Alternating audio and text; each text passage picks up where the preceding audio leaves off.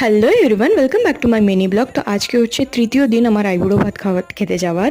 তো আজকে গেছিলাম হচ্ছে মামার বাড়ি, মানে মায়ের পিসতো দাদার বাড়ি। তো মামা এখানে থাকে না, বাইরে থাকে।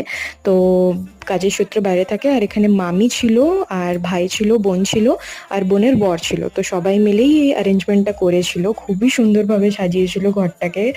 আর আমাকে প্রপারলি শাড়ি পরিয়ে, তারপরে ফের টোপর পরিয়ে, যেমনি আইবুড়ো ভাত খাওয়ায় সেরকম প্রপারলি আইবুড়ো ভাত খাইয়েছিল। দেখতে খুবই ভাল লাগছিল।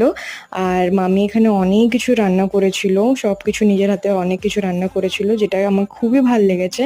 আর এখানে আমার এক বোন একটা কেকও কাটিয়েছিল আমাকে ব্যাচেলারের জন্য, তো ওটাও খুব ভাল লেগেছে। আর সব কিছু দেখো এখানে মাটির থালাতে খেতে দিয়েছিল, যেটা খুবই ইউনিক ছিল।